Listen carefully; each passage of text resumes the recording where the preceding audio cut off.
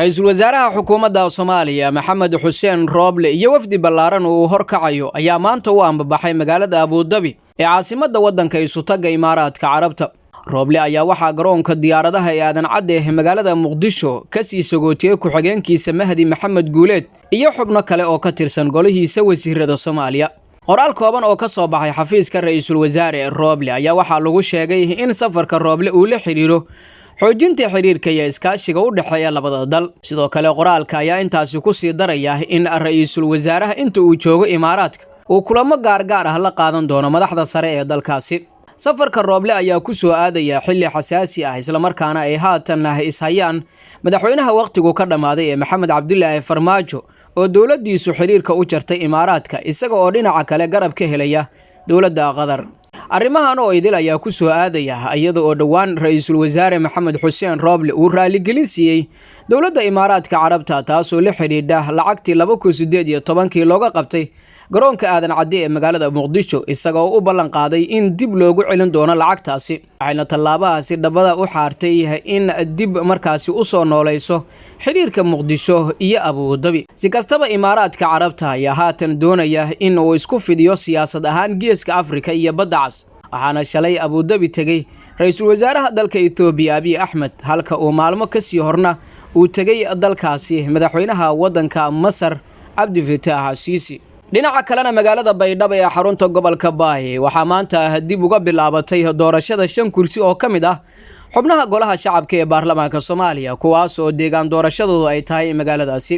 doorashada kursiga koobaad ee Hoob 157 oo la qabtay ayaa waxaa ku soo baxay Dr. Cabdirashiid Maxamed Nuur Jilay oo helay 70 cod halka musharaxii la tartamay oo ahaa Aadan Maxamed Ibraahim oo isna helay 22 cod waxaana halaabay 3 cod. kursigan waxaa horay ugu fadhiyay xildhibaan Axmed Xaaji Maxamed Taw oo kamid ahaa baarlamaankii 10aad ee Soomaaliya. sidoo kale kursiga labaad ee Hoob 159 waxaa ku tartamay labada musharax ee kala ah Maxamed Barre Maxamuud iyo Cabdullaahi Maxamed Isaaq waxaana kursiga ku guuleystay Maxamed Barre oo kamid noqonaya baarlamaanka 11aad ee Soomaaliya.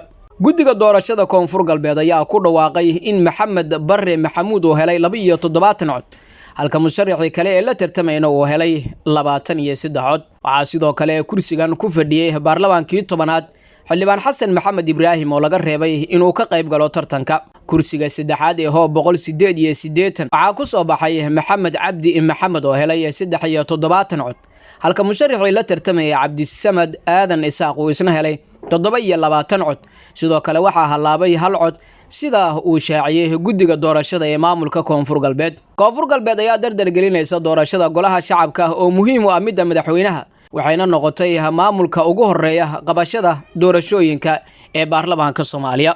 ugu dambeyntiina ciidamada dawladda federaalka ee Soomaaliya ayaa howlgallo ballaaran waxa ay ka sameeyeen qaybo kamid ah gudaha degmada Garbaharey ee xarunta gobolka Gedo kuwaas oo lagu soo qabqabtay tiro dad ah. howlgallada ayaa waxaa si gaar ah looga fuliyay xaafadaha degmadaasi. sidoo kale ciidamada ayaa baaris ku sameynaya darawallada gaadiidka ee isticmaalaya wadooyinka ku yaala magaaladaasi. taliyaha guutada 10aad qaybta 43aad gaashaanle sare Warfaa Sheekh Aadan Farole oo la hadlay warbaahinta ayaa waxa uu ka warbixiyay howlgalladan wuxuuna markaasi tilmaamay in dadka la soo qabqabtay baaris lagu sameeyay isla markaana qaarkood lagu sii daayay damiin. Warfaa ayaa ujeedka howlgalka ku sheegay mid lagu xaqiijinayo amniga Garbaharey wuxuuna ugu baaqay shacabka in ay la shaqeeyaan ciidamada ammaanka.